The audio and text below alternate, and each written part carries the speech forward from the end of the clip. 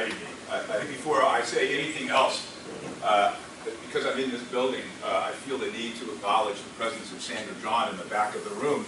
Sandra was one of the motivating forces of people who protested outside the Macaulay Honors College, which is a branch of CUNY, every time that David Petraeus came to teach. And as a result of that, they brought him over here so they could drive him in underneath and nobody would see him. So we reduced General Petraeus to hiding in the back of his black car to come and teach.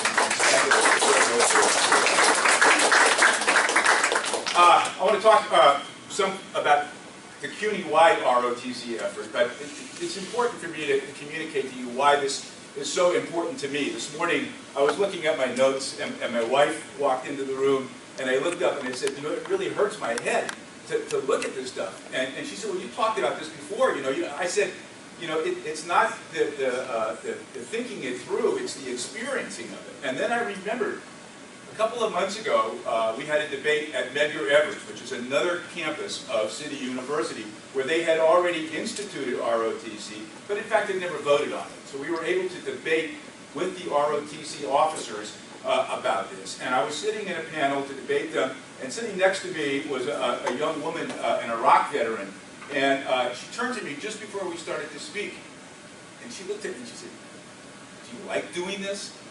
And I said, that's not the issue. I said, it's not a matter of whether I like it or not. I said, I can't sleep at night if I don't do this. And the essence of all of this for me is that ROTC sells itself to the students and to the faculty who ask the students to participate in it as a matter of cost benefit, that there are all of these wonderful benefits that they will accrue.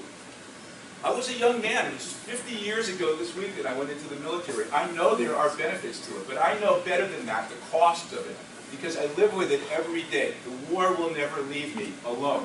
And that's why I do this. It's really crucial, and students have to understand that any short-term benefits are likely to be offset by much larger long-term costs. The American Enterprise Institute, which is a very conservative think tank in Washington, we still don't know how this got started. We're working with Freedom of Information to uncover it. They produced a report a couple of years ago saying that the military needed to have officers that looked something like its enlisted troops, and that the place to find them was at CUNY. So CUNY's student body was deliberately mined. We have many campuses here. A few of the campuses have essentially had ROTC thrust upon them. That same report also calls for having a warrior scholar come and lead the way. The name's David Petraeus.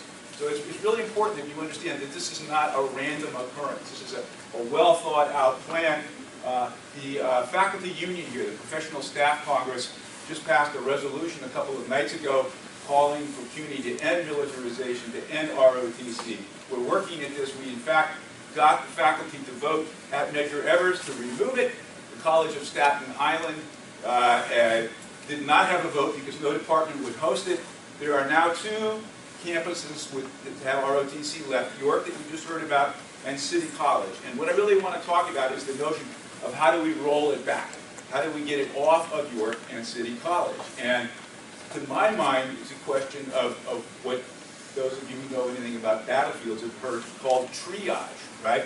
Some people, you know, are going to recover whether you treat them or not. Some people are going to die whether you treat them or not. You try to find the people in the middle. The triage in this case is that there are faculty and students who profoundly believe in the importance of ROTC and the military and will do whatever they can to preserve it. There are others, probably most of the people in this room, who feel quite differently. The question is to find people in the middle who can be persuaded, and that's what I'm really concerned with. And it's an odd situation because it will be largely the faculty that vote on it. But faculty who believe in ROTC believe in it because they think it's good for the students, right? So if we can get the students to explain to the faculty that they think this is a problem and that they would like to see it removed, then faculty we're going to listen to the students, and then the students will listen to the faculty. It's circular, but we need to approach this very thoughtfully, right? So to me, the issue really is to get students thinking about what they are told about the benefits, right? And to understand that those are benefits that are due them anyway. They have a free education, and that it reflects on the poor priorities of our country, that the only way they can get this is by signing up for the ROTC.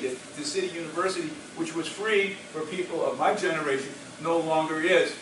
So we have to get them to grasp that. We have to get them to grasp the notion that the idea that the Army is designed to go out and do good, and the Army doesn't say that per se, but if you watch the television advertisements, you will see regularly the Navy says it's a global force for good.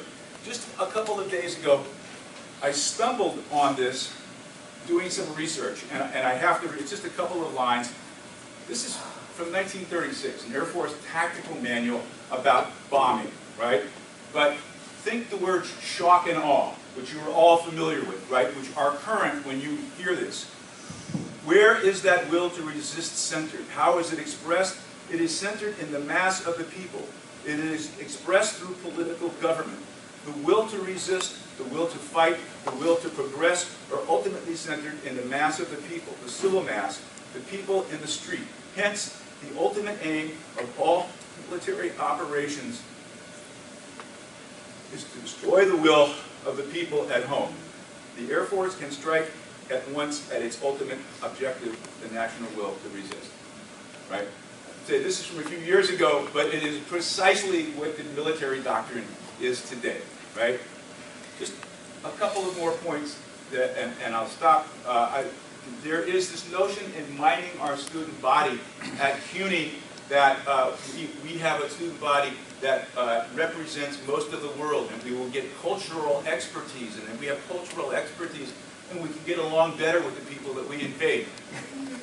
Personal example, a student in my department, one of our graduates, a young Egyptian-American woman, enlisted in the military to be an Arabic translator. She arrived after her basic training at translator school and was given a discharge because it was found that she had prayed with the Muslim Students Association, which was a college at my campus, right? She was a student. I mean, I want you to think about the intelligence, the imagination of the military that would say it wants to recruit people and then push them away, deny them for doing exactly that which they were recruiting them for. The last thing I will say is that the military, the ROTC, will continually tell you that it's there to educate people, that they need an educated officer class, right? I'm not going to argue with that except to point out that they do not, they cannot, they will not provide them with imagination. There is such a severe lack of imagination. I had a conversation just a couple days ago with a four-star admiral, retired. He had been the head of NATO. He's now at Tufts University. We were talking about the war. I was talking about the ambivalence I feel about my service in the war in Vietnam. He said, well, it's okay because in the last two wars in Iraq and Afghanistan, nobody who serves there has any ambivalence. I said, you cannot possibly mean that. I said, I talk to my students all the time. He said, no, I don't know anybody, right? I said, okay, that solves it for me then, right? That the military promotes people who have no imagination, who have no compassion, no ability to empathize, and that's what they're being educated for. We have to communicate this to students, get them to understand that ROTC is counterproductive. Thank you.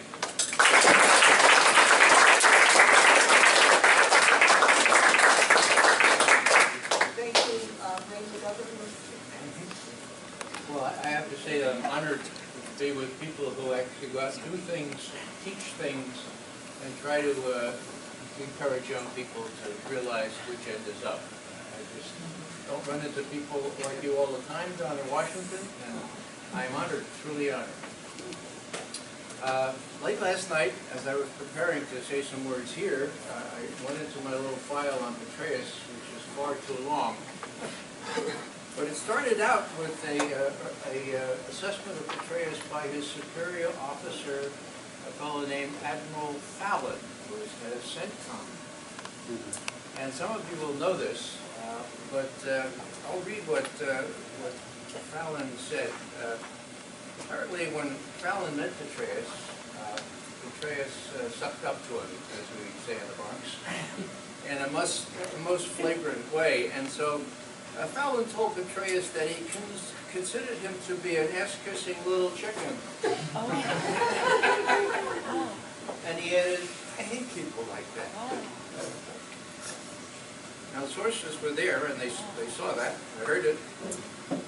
And that was after Petraeus was trying to ingratiate himself with a superior officer, and Fallon wouldn't have any part of it. So there are a couple of guys, 4 stars, who still had, at least in those days, their heads screwed on right. Fallon very famously said, we're not going to do Iran on my watch. Okay. He said that in the hearing of Pat Lang, one of our veteran intelligence professionals for Sanity. Pat, being a pretty bright guy, said, Admiral Fallon, is it okay to have that out there? And Fallon turned around and walked away, so it appeared next morning in the Washington Post. We're not going to do Iran on my watch. Now Fallon was cashiered for that, but he knew what Iran would mean, and he stood up to these folks, unlike Petraeus. Now,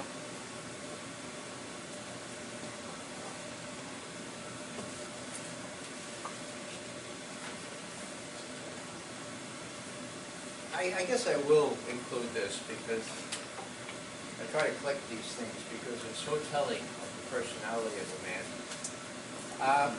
This is when Petraeus was the Supremo in Kabul, and there was a terrible attack in which Afghan civilians, including many children, were killed.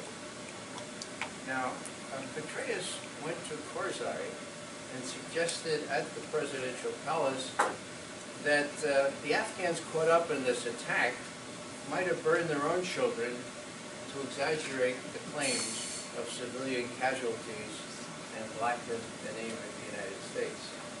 Now, for some reason or other, Karzai took strong exception to that, and so did everybody else in that room.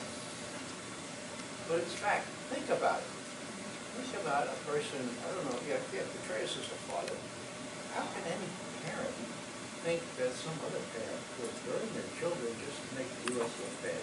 But that's Petraeus.